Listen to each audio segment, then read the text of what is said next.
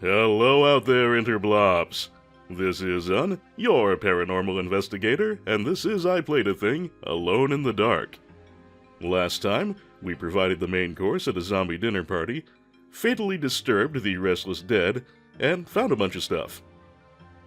Today, we will hopefully make a little more progress on finding some way out of Derceto with our skin intact and without getting eaten by the front door, because that is an experience that no one wants to repeat.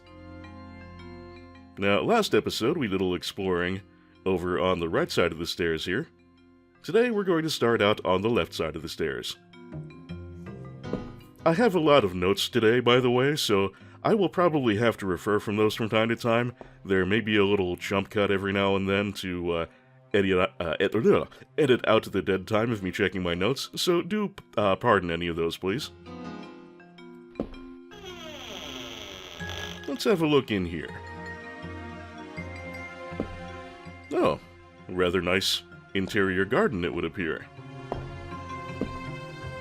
Pretty pleasant place. A lot of nice greenery, a lot of light coming in. Kind of a rarity for an old place like this. Pretty well taken care of, too. Jeremy must have been looking after the place up until not too terribly long before his death. I do hope it granted him a little peace. Not bad statuary, either.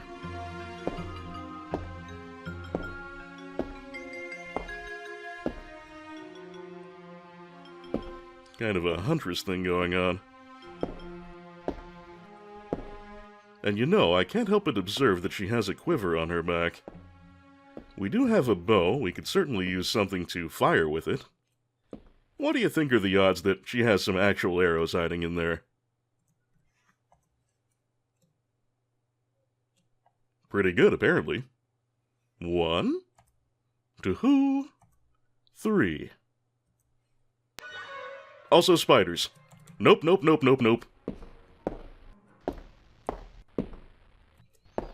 You're actually not in a huge amount of danger there.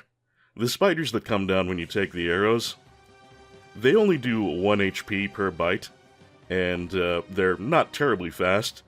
On the downside, you cannot possibly harm them. Absolutely nothing you do will kill them. So, we're just not going to go back that way right now. There was another exit that we could have gone through in there, but that wouldn't really benefit us at this point in time, so we're just gonna retreat back to the landing for now. Actually, if it's at the bottom of the stairway, it's not a landing, is it? You know what I mean. Well, we have one other door option on this side, which is locked. Well, we do have one key we haven't tried out yet. Let's see if our luck holds, and that key is exactly what we need here.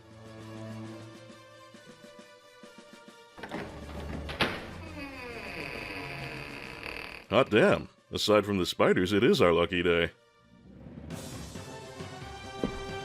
Well, you know what we do when we have a key and we've made our only use of it. We throw it away. Oh, and it's the cellar key. Alright, I guess we're going to be going downstairs again. Oh hey, how about that? It didn't even get caught on the walls again. I noticed we also still have the shoebox, so we don't have any need for that either. Anything else I could throw away while we're in here? No, everything else could still prove useful, so we'll keep it all.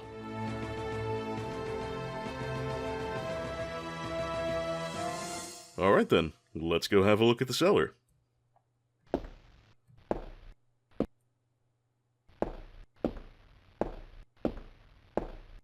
Well, as you probably just noticed, running off into a corner, there are rats in the cellar. Like the spiders, the rats are invincible. You can kick them and send them flying, but it doesn't actually do you any good. First time I was playing this, I actually discovered it was possible to find a safe spot where you could kick them forever and never take a hit in return. I can't get my run to work today. Where I discovered you could... Carnby, would you please run? The answer is... Oh, there we go. Now he goes. Yeah, I discovered it was possible to arrange yourself so you could kick the rats infinitely, and they would never be able to hit you, and I spent like minutes trying to kill them. I must have kicked them several dozen times and it never did any good. Anyway, more importantly, we have some ammunition, which is always appreciated. And if I can find the right camera angle, we should be able to find one other thing down here too. Hopefully without taking too many more rat bites. Much like the spiders though, they only do 1 HP per bite, so it's really not a big deal that we got clipped by one. Alright, that's a book, that's a good start. And what is going on with these obviously polygonal barrels? Looks like there's some kind of block here, holding them in place. If we take that block away, they roll to the right, which is why you don't want to be standing to the right when you do that, because having the barrels roll onto you will do quite a bit of damage. At 52 health it wouldn't kill us, but we would not be feeling very good after it, so something to be avoided. Also, there's something else to be avoided here, which is why I'm going to drop a save. Let's explore this little cubby hole here. What's the worst that could happen, right? The hell's that sound?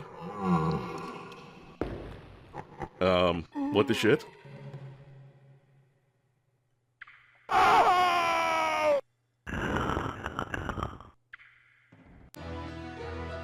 So that's why you don't want to go through that cubbyhole. You're going to be eaten by a tentacle-faced worm. And that's nobody's idea of a good time.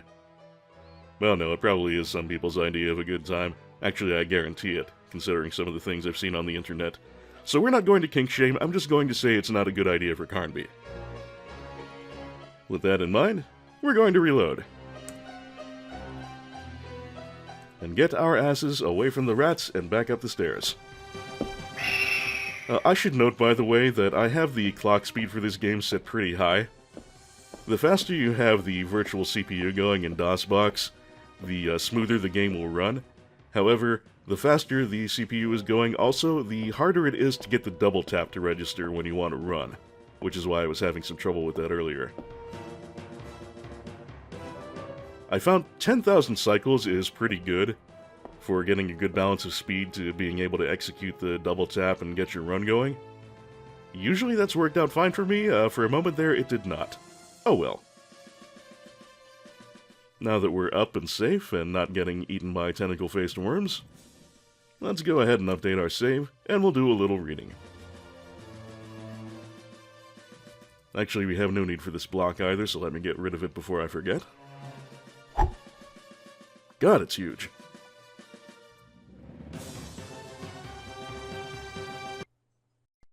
The Trial of Captain Preggst, as reported by his faithful companion Elisha Smith, known amongst his fraternity by the awful name of Captain Ellie Hell. Ellie Hell is kind of a cool name. You gotta give him credit for that. Transcribed from the log found aboard the wreck of the frigate Astarte by H. Hartwood. H. Hartwood, eh? That must be Jeremy's father? And Astarte, eh? "By all the devils!" roared Preggst, glaring at William, the judge. "Curse it, Will! It'll take much more than every cannon in the blasted Navy to make me change me mind.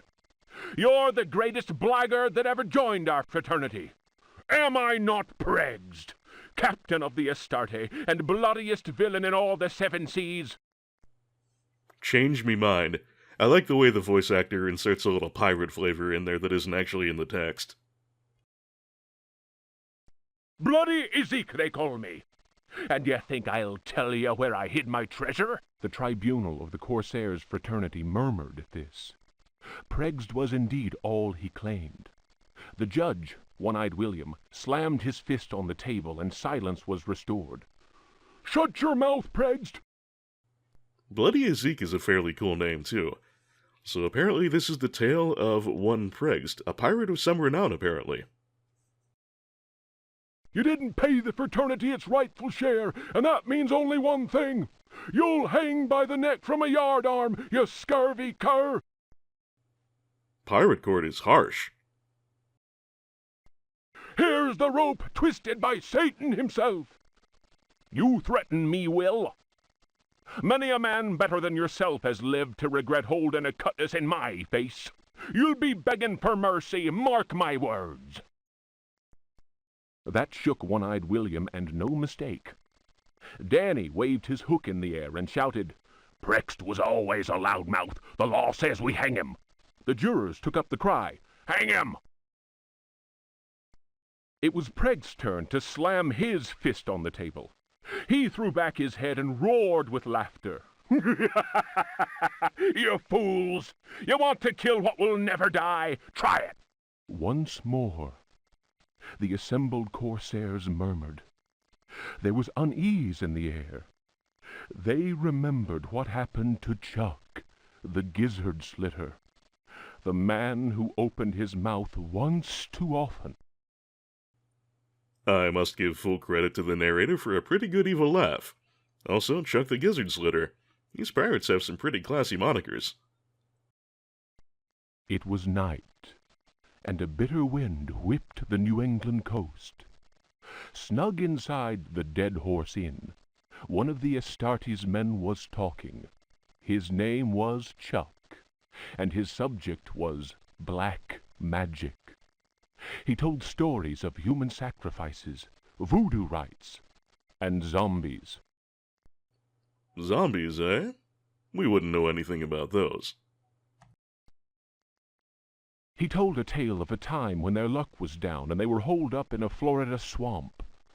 Priggs went missing. When he returned, he shouted, "'Tis the devil that guides us now, me hearties!" Whether that was true or not, the Astarte began taking loot after juicy loot. The favorite song of the Astarte's men, "Crash the Bones," was replaced by a new one. "A skull, go to port, saber, to starboard. Pass over that will, and with death you'll deal. If you cut a rope, cut the right, I hope, or then, I don't mind, the death you will find." That sounds awfully specific. I can't imagine what kind of relevance an old pirate song would have to us here in the 1920s, but I'll keep it fresh in my mind all the same. The next day, as you may have guessed, Chuck's body was found with a dagger plunged between his shoulder blades. Chuck's face was fixed in a ghastly grin. Molten lead had been poured down his throat. Okay, if I were Chuck, I would be hoping that the molten lead got poured down my throat after I'd been stabbed through the back. The other way around just sounds disagreeable. Whatever way things happened next, and I don't have the details, Prext was with us again, and we set sail for Florida. We anchored the frigate not far from New Orleans. Well, what a coincidence. Taking a few trusted companions with him, Prext set off into the swamp. They carried large wooden chests with them. 2 days later, we heard shots being fired and screams. Prext arrived soon after that and claimed they'd been attacked by alligators. He alone managed to escape with his life. He went on to say that the time had come to share out the spoils of our many loots. I was given command of the Astarte, while Prext handed 3 chests over to the crew. The chests were full of gold and precious gemstones. The rum flowed that night, and the stars shone bright. Ain't no party like a pirate party, 'cause a pirate party don't stop. All at once, I noticed a tall man dressed in black. Prext introduced him to me. "Here's a hearty mate. You can call him Keith. Many a tale he could tell." Prext laughed loudly and held up a roll of parchment. "And his hideout, none better." The parchment fell to the ground, partly unrolling. I noticed what seemed to be a map of underground tunnels, a veritable maze of caverns. Prext continued, "I'm giving up the pirate's life. The Astarte's in your hands now, my lad. She's a fine ship, and my reputation goes with her. Should any man call me coward, then break his head for me. I'm leaving you only because I found a treasure more precious than the purest of gold.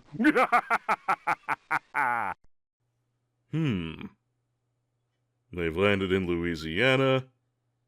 They're talking about a hideout of underground caverns like we've heard are under Derceto and like we just kinda saw in Another Life down in the cellar. I'm feeling a certain sense of convergence here. Keith spoke to him then. It is midnight. They are ready, and we must go. The stranger turned his cold eyes on me and said in a soft, chilling voice, "Sometimes Pregst talks too much. Forget what he just said, and maybe you'll live." The fellow's words froze the marrow in my bones, and it was all I could do to mumble, "I'll not breathe a word." The canoe slid away into the night. Their torches disappeared in the distance of the swamp. My snoring companions didn't hear the insidious rhythm of far-off drums. Well, say what you will about Captain Ely Hell, he tells a good yarn. Wonder what happened to him after all this. Well, in any case, quite the tale of Pregst, and, again, pretty close to home.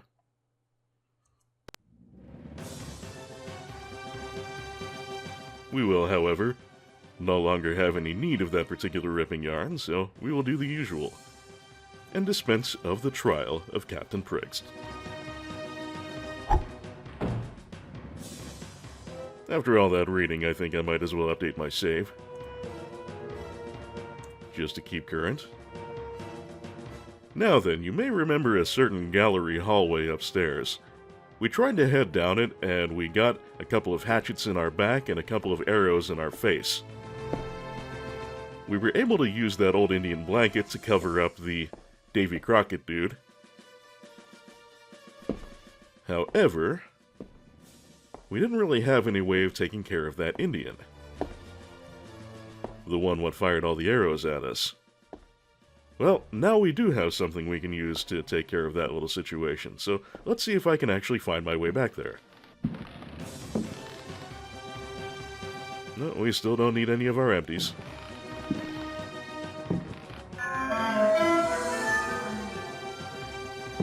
That was a dark room, which we don't need. Is this it, or is this where the ghost was? No, this is the correct place. Okay, good.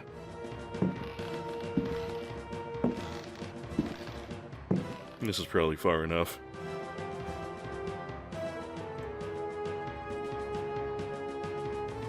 You will recall we have 3 arrows. That means we have 3 arrows to get this right. If we run out of arrows, then we've gotten ourselves screwed just as much as we would by getting our mirrors broken in that first hallway with the night gaunts. So yeah, dropping a save here, really good idea. Now, the intended course of action here would be to shoot the bow down to that Indian painting at the end of the hallway and hope to score a hit. That being the proper way to do things, of course, that's not what we're going to do.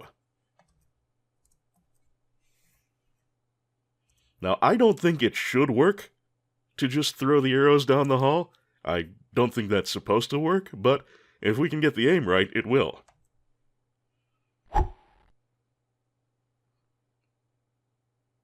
That pulled well to the right.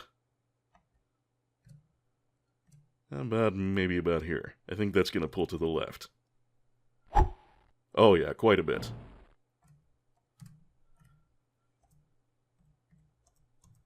The advantage of the bow here, I think, is that it's quite a bit easier to aim than the bare hand throw.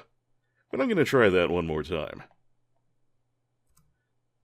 We were pulling a little to the right last time, so I'm just going to give it a wee tap to the left and see if that suffices.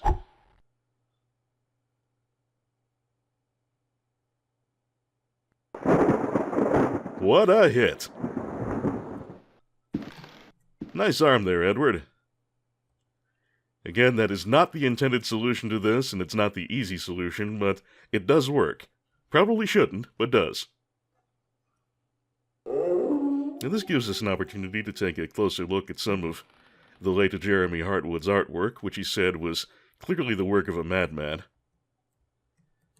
And this purple grinning skull is kind of eerie, but I can't imagine there wouldn't be some market for it. Horror fans, if nothing else. What have we here? Looks like an underground cavern, some kind of pillar or tree in the middle, and it seems to be on fire. I suppose that's sort of unnerving imagery, but kinda cool. Well, we've got some doors off to the right, which we will explore soon enough. But we might as well check out the rest of the gallery first.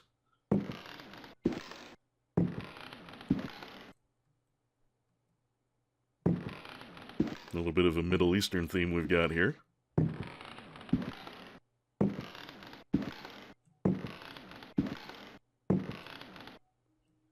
And there's our native friend. Normally when you fire an arrow from the bow, it just disappears whenever it hits something, be that its target or a wall or whatever. If you throw the arrows, then they will actually land on the ground just like any other thrown object, and it actually is possible to retrieve them. Of course, if you've thrown them very far down the hall and then want to retrieve them, you're going to get shot if you haven't already taken out the Indian painting yet, so that's of limited utility, but just another function of the oversight or glitch or whatever it is. At any rate, the bow is not worth using as a weapon, and we have no use for it or the arrows, so I'm going to get rid of them.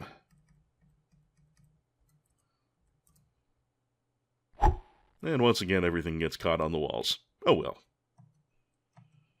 We'll check out this spot first before we go to those double doors earlier. No, don't want any of that. We do want in here. What a neat chair. I wouldn't mind having one of those for my bedroom. And yes, this is a bedroom. Fairly well concealed one, being at the end of that rather dangerous hallway and all. And hey, we've got a book here. No harm in doing a little more light reading.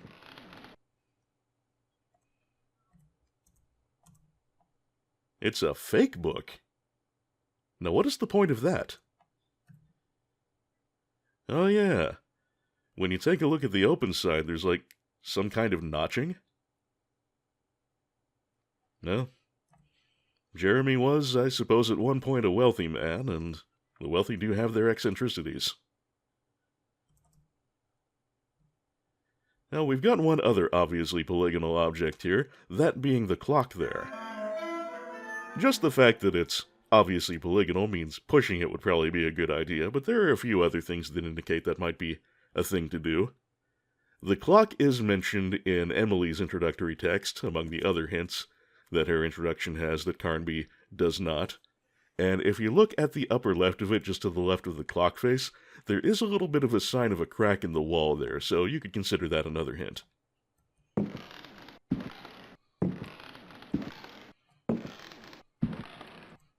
Let's go ahead and give that clock a little shove.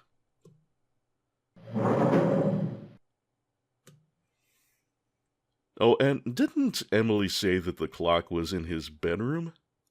I seem to recall that, so this is Jeremy's other bedroom, I suppose.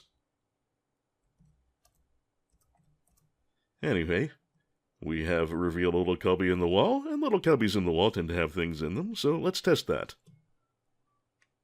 Perfect.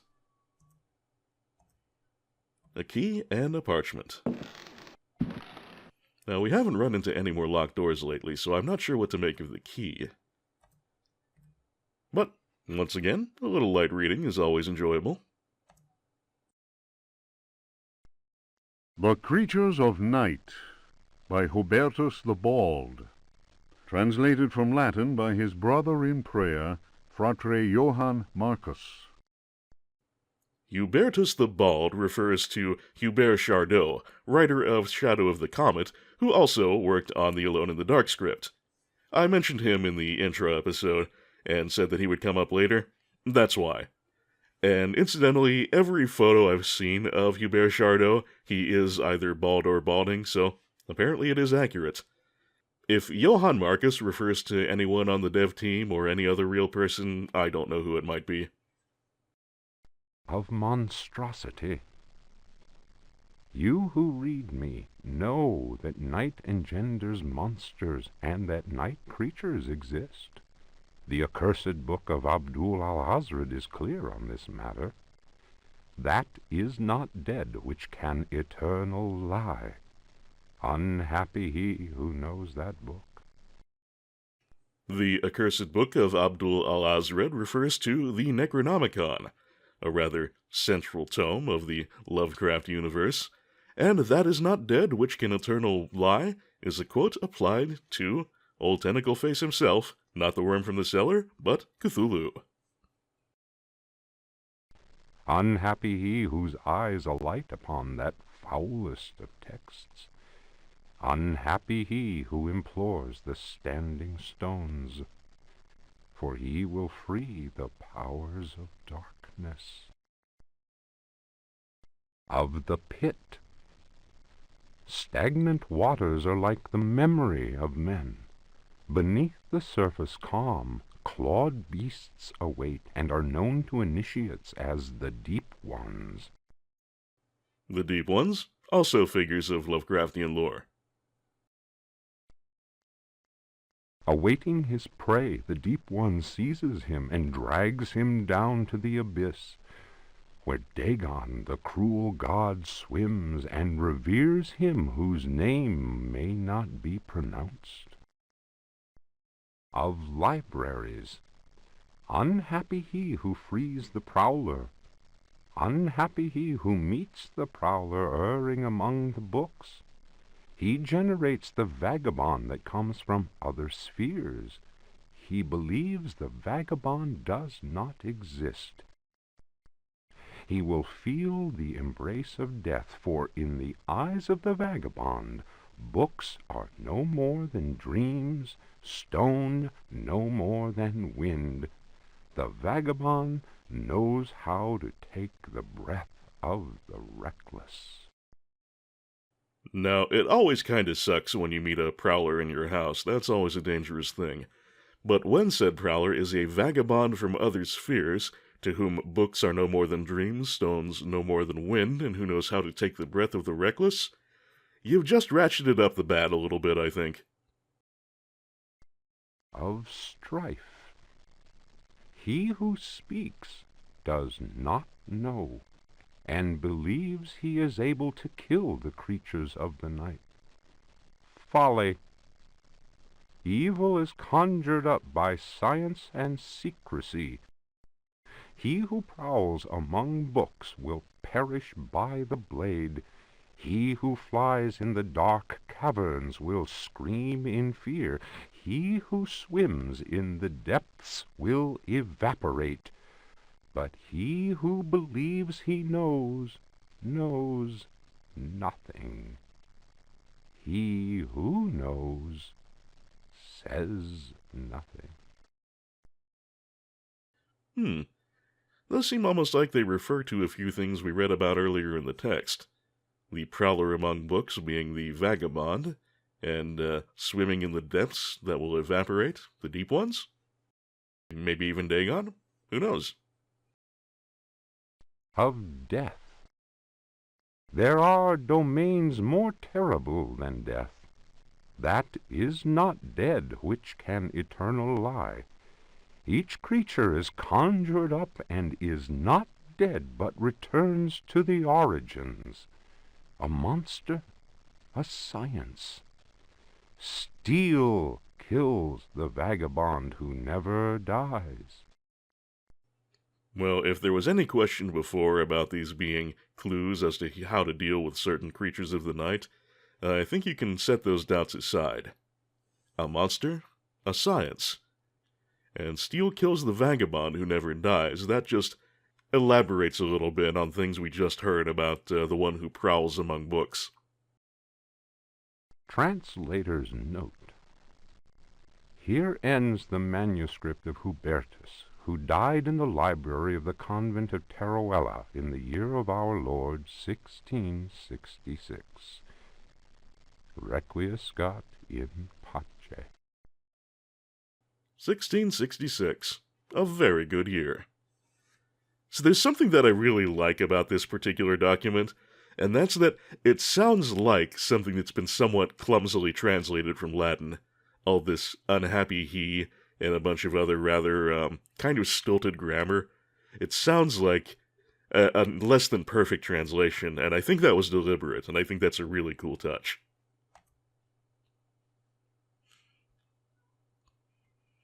Alright then, that key we're going to have to hang on to. However, the creatures of the night, I think we can leave behind.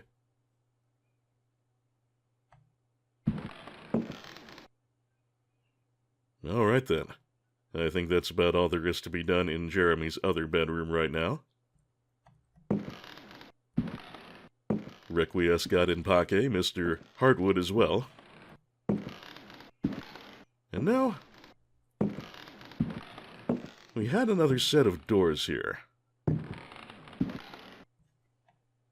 before I wander on in, I'm going to go ahead and update that save again. I happen to know that this room is going to be in the dark, as the game likes to put it.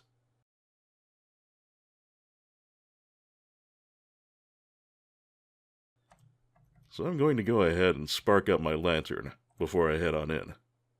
Oh, the lamp is... Oh my goodness, the lamp has been lit this whole time? Oh, no, it hasn't. Okay. Damn, game, don't scare me like that.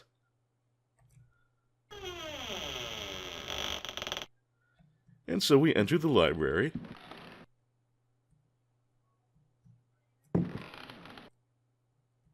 And perhaps less than shockingly, we meet the Prowler who errs among the books, or as I like to call him, the Grape Space Ape.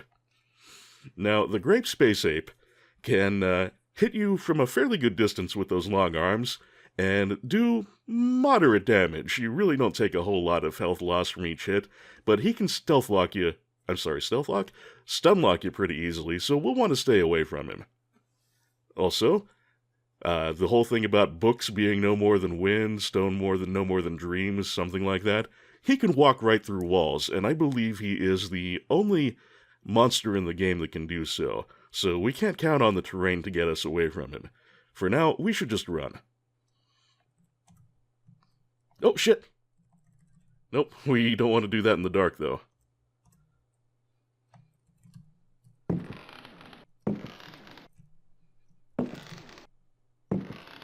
We're just gonna want to get Carnby out of the way ASAP.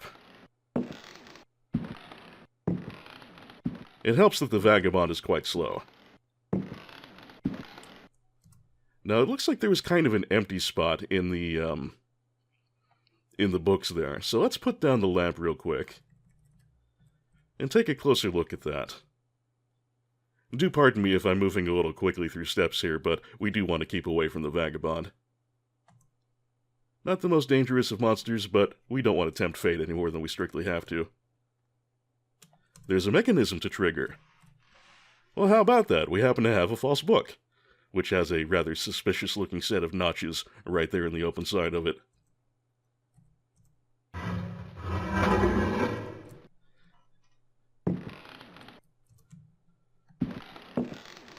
And I'm going to get the purple space ape out of the way. Oh, also, now that we're on the other side of these doors, we can open them up from this side and get back out onto the landing at the beginning of this floor. So that's a very handy shortcut for us.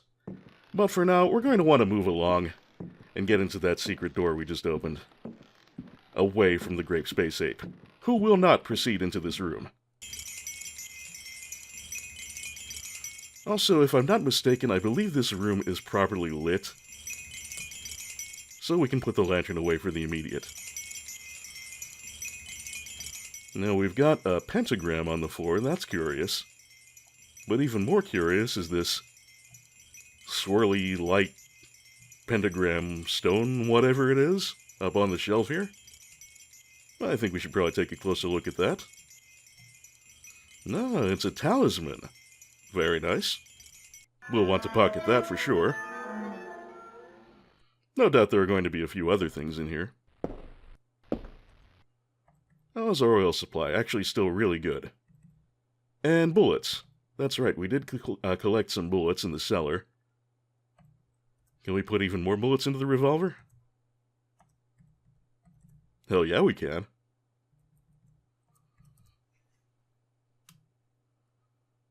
Ooh, a dagger. And another dagger that looks just like the kitchen knife. Not real impressed with that one. I suppose that one's got a little style to it. And a parchment. 2 parchments. And a book. And another book. My goodness, there's a lot of reading material in here. Anything over on the other side? I don't think so, but I'll check. Thank you, Spooky Noise. You're very helpful. Okay, that appears to be that. So let's take a look at some of the texts we've just acquired. Not sure I quite like the look of that golden book. Let's skip over that one for the immediate. Juan Luis Jorge, De Biblioteca. Reflections on the Power of the Verb in Certain Texts. Archaeos Publications, 1919, Stafford. Translation does not alter the occult power contained within such forbidden texts. The malevolent energy is in no way diminished. The spell must be cast aloud and clearly, in certain languages or little-known dialects. Maglafar Fathang. Well, I'm glad our voiceover guy went and read that for us. I'm not at all sure how I would have tried to pronounce those last 2 words. The reader will understand that, in the light of these revelations, I would be foolhardy to continue quoting from the text I have before me. If spoken aloud in its entirety, it would surely awaken powerful and malignant forces. I will go further and say that simple reading of some of the more technical passages describing specific practices is in itself a perilous exercise. The ill-prepared reader can easily fall prey to attacks of demented hysteria, not unlike those described in cases of individuals said to be possessed by evil spirits. I recommend the study made by Zempf, Urbain, Grandier, and Loudon, and the reports made by the Reverend Richard Price concerning a number of astonishing, to say the least, exorcisms carried out in a parish near Providence. I don't believe there's any specific significance toward the names Urbain Grandier or Richard Price, but wasn't Providence where H.P. Lovecraft lived? Given what I have written, we must be grateful to the librarians of the British Museum, who have never allowed consultation of the work of Al-Azif's startling work, the infamous Necronomicon.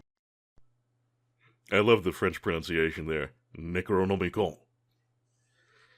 Yeah, I can see why he's kind of grateful to the librarians of the British Museum who have not allowed consultation of the Necronomicon, what with what he's just been saying about translation not impacting the power of certain books, and even reading certain books being terrible for the whole evil spirit reason.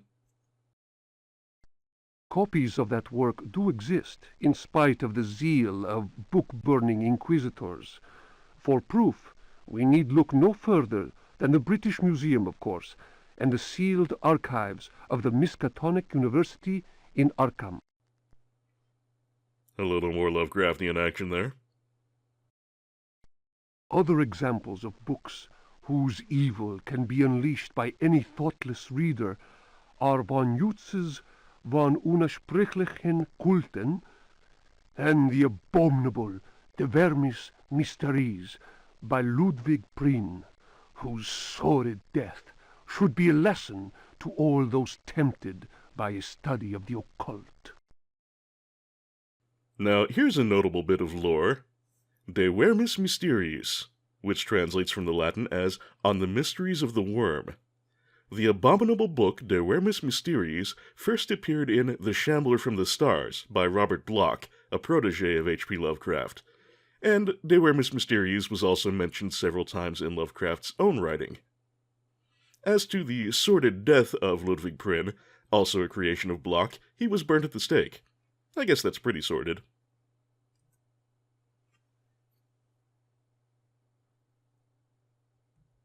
Now, let's see, what else have we here? 2 more parchments. The Sacrificial Dagger, Otto Stern, Lumina Books. The importance placed on ritual sacrifice is constant in religious cult practice. Propitiating the gods is a theme common to many religions. The Old Testament affords many examples. Primitive polytheistic belief systems integrate sacrifice in their rituals as part of the recurrent process of reaffirmation and, naturally enough, group cohesion. Dry and academic enough so far. The members of their social and religious community come together in an act of purification and atonement. It would be erroneous to imagine the act of human sacrifice linking priest, offering, and God, C.F. Manzetti, stone cults, as anything less than a vital focusing of the group's faith. The act also ensures the continuing appeasement of the god, but only if practiced by a recognized officiating priest using the appropriate instrument. Studies made concerning primitive religious groups bear witness to the central role of sacrifice in living ritual. I feel like I'm back in college. My own work in the field of ethnopsychology brought me into contact with a sorcerer living in the region of Arkham. He introduced me to the rite of steel, linked to a ceremony known as adoring the black goat of the woods with 1,000 youngs. The god being adored is known as the vagabond. Vagabond, eh? Now you've got my attention. Here, the dagger's role, which allows the life breath to pass from one dimension to another, is essential. The vagabond is a frightening figure, being able to move where he wants and to kill those who have displeased the goat god, for whom he acts as a go-between. The goat is clearly a fertility god. The priest, having spoken the invocation, must choose the appropriate dagger for the sacrifice. Black goat of the woods with 1,000 young? Yeah, I'd say probably a fertility god. Also, the vagabond being a frightening figure, able to move where he wants and able to kill those, etc., etc. Well, we have certainly seen that he's able to move where he wants. The whole killing thing, fortunately, we haven't been personally exposed to. The knife with a sinusoidal blade that must be dipped 7 times, on night when the moon is full, in water that has been distilled 100 times, will be laid aside, since it would send the vagabond back into his own dimension. See illustration. A dagger with a sinusoidal blade. And look at that illustration, just as the author suggests. That looks an awful lot like something we've acquired in our very recent past, doesn't it? So, normally, as a sacrificial ritual, it would be laid aside because it sends the vagabond back into his own dimension. Well, we'd like to do that. The priest will rather choose the dagger with a curved blade. That is more appropriate for slitting of the lamb's throat. This act transfigures the sorcerer priest and plunges the assembled worshippers into a divine trance.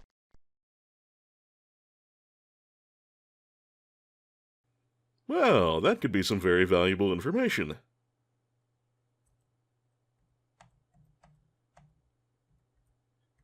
Okay, we've got one more parchment left to read, aside from that curious gold book.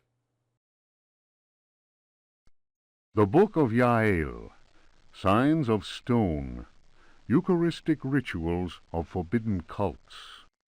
Texts collated by Monsignor Vacher, legate in the Curia of the Vatican. The Book of Yael and Monsignor Vacher are two more developer shoutouts. Yael Barroz was the lead background artist for Alone in the Dark, and is married to designer and lead programmer Frédéric Reynal, who she met during the making of Alone in the Dark. Philippe Vacher handled Alone in the Dark's music and sound effects. Both Barroz and Vacher would later work with Reynal on the Little Big Adventure games. Actually, while I have the opportunity, I should say a word or two about Reynal. Alone in the Dark's designer and lead programmer Frédéric Reynal was inspired by Alpha Waves, a 1990 Atari ST game also published by Infogrames, which only really used very basic geometric shapes, but is now known as the first real 3D platformer. Reynal handled the DOS port of Alpha Waves, and his time working on that project convinced him that the age of real-time 3D graphics in computer games was truly upon us. He would later leave Infogrames due to differences with company CEO Bruno Bonnell over the direction of Alone in the Dark 2, and several other members of the team left with him, including Barroz and Vacher. They then founded Adeline Software International, best known for Little Big Adventure, aka Relentless Twinson's Adventure in the States, and Little Big Adventure 2, aka Twinson's Odyssey. Numerous devilish cults speak of monstrous creatures called the Old Ones. These supernatural beings are believed to be possessed of powers equivalent to those of the gods of antique religions. Adepts of such cults refer to forbidden literature in order to cause these frightful entities to appear before them. What serious student of folk myths has not come across the names of Cthulhu and Shub-Niggurath? It must be said that these creatures wield tremendous power and are difficult to control once they have been unleashed into the world. Those who serve He who goes in shadows protect themselves with signs of stone, carved into the walls of houses or engraved on various objects. For those misguided servants of evil, the best protection appears to be that afforded by the sign of the most ancient gods, engraved in Manar stone, a heavy material said to be disagreeable to the touch. Well, that illustration certainly looks familiar, doesn't it? Just a little bit like that talisman we picked up a few moments ago. It was heavy and disagreeable to the touch. Well, I suppose it caused the game to make a series of creepy noises, so maybe that's disagreeable. Anyway, the Land of Manar is a setting in H.P. Lovecraft's Dream Cycle, a series consisting of quite a few novellas and short stories, notably its longest entry, The Dream Quest of Unknown Kadath. The sinful practices of those who fall into such errors can only lead to the darkest of despair, and are a mortal danger to the soul. Such monsters as those invoked by these foolhardy individuals are engendered when reason drops its guard. Man is easily tempted into perversion. Tell me about it. It is why we must forever remain alert and renounce Satan with each breath we take. His ways are infinite in number.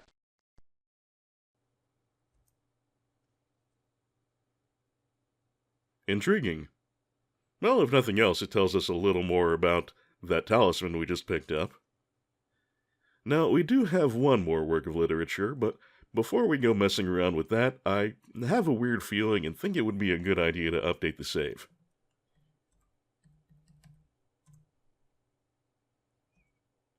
Alright, Golden Book, reveal your secrets. Ludwig Prien. De Vermis Mysteriis. Oh shit. I think I'm going to close this one right away.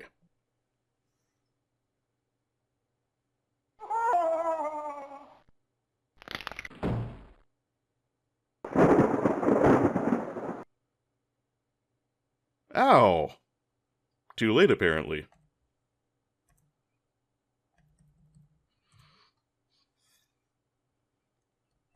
Well, the good news is, reading unholy books tends to go a little better if you're standing on a pentagram at the time. Let's try that again. Ludwig Prien. De Vermis Mysteriis. Nomine invocatoris si non sanctificatus es cave. De Vermis Mysteriis non absolvo folem legendum fatum et eum versus.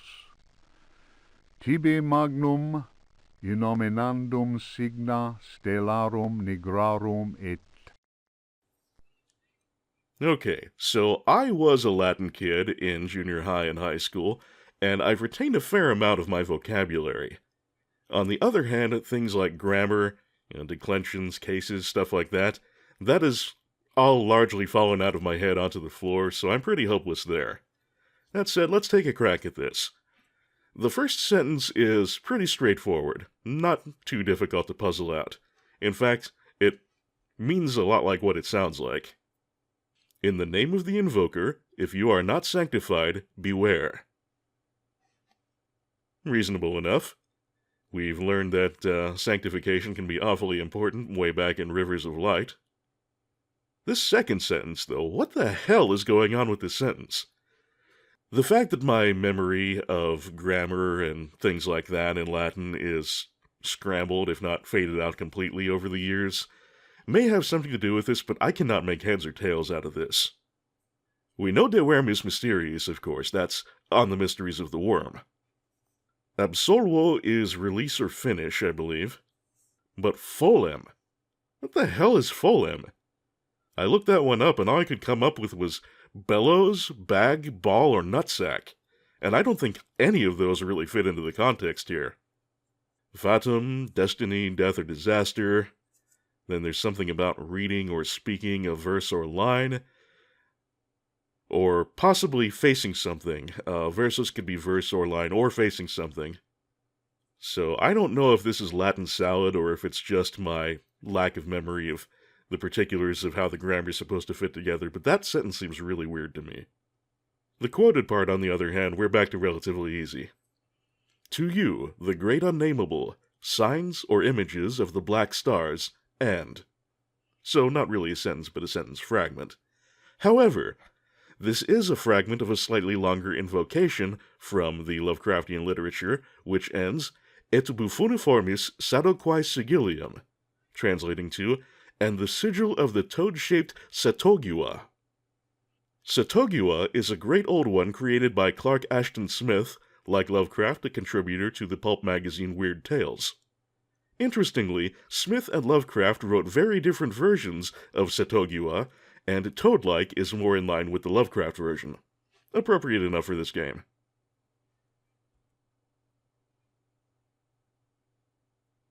Well, nothing that we really are able to learn from De Vermis Mysteriis, but at least we're not dead this time.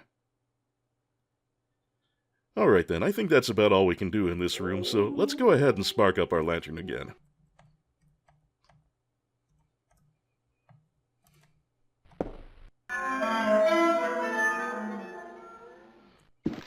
Alright, Grape Space Ape, where you at? Oh, there you are.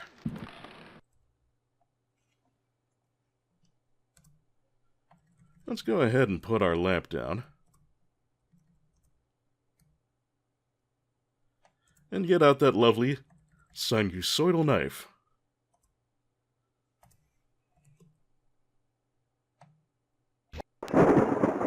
Good night, sir.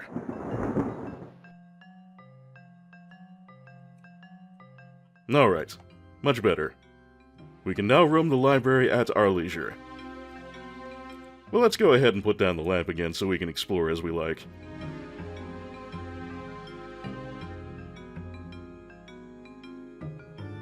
We'll have quite a bit more literature to find around here.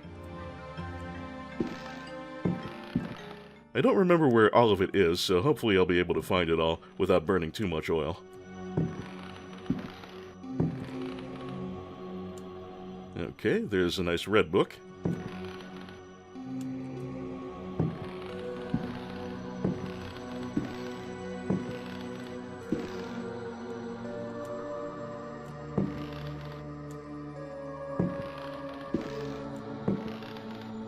Bear with me, folks. I just have to search around until I find as many books as I can remember needing. Well, not really needing in any case. They're all just flavor, I believe, but we want the flavor. This is an LP. We want to get all the flavor. Gotten myself a little bit disoriented.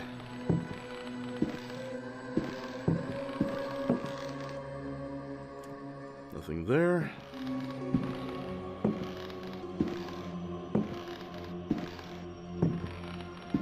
Anything in this one? No.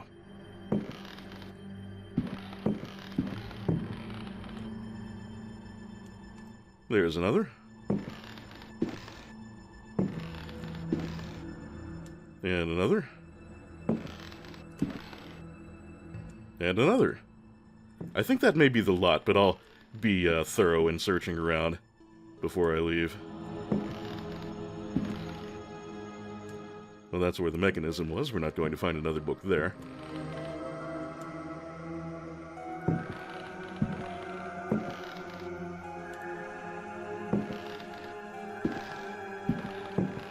Alright, I think we've collected all the relevant literature, so let us recollect our lamp. And head on back into the secret shrine, or whatever it is.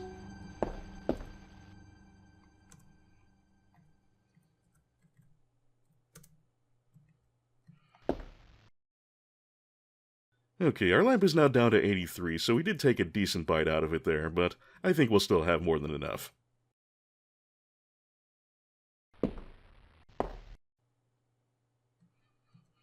Then we take a moment and get rid of all the things we've already read. Get the hell away from me, De Remus Mysterious. No, I said get the hell away from me, De Remus Mysterious. There we go. Reflections of the power of the verb, we're done with you. And these, we'll get a little more out of the way and just put them on the ground because they're too light to throw away.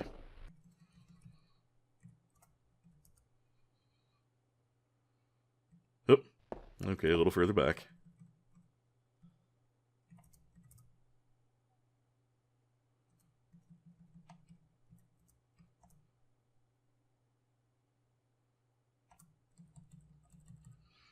We also won't have any more need for these knives. It is possible to use them as weapons, but we have no reason to do so.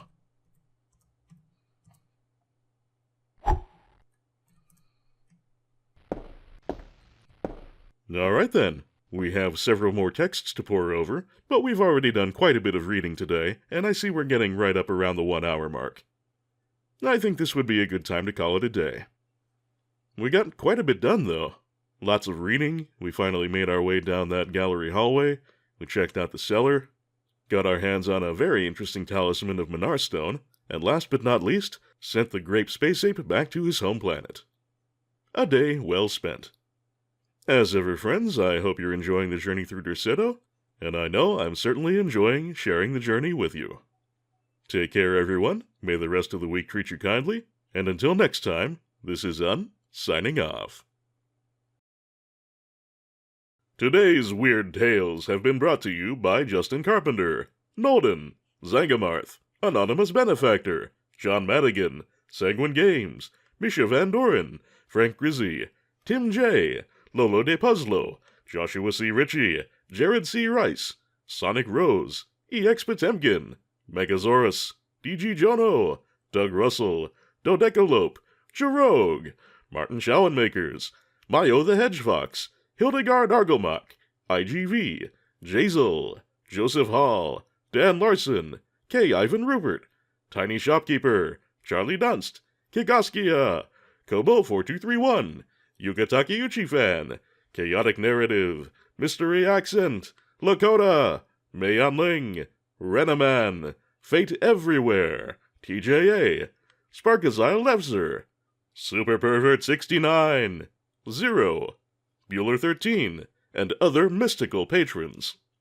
My thanks once again to each and every one of you for your very generous and deeply appreciated support. It is a great help and a great honor.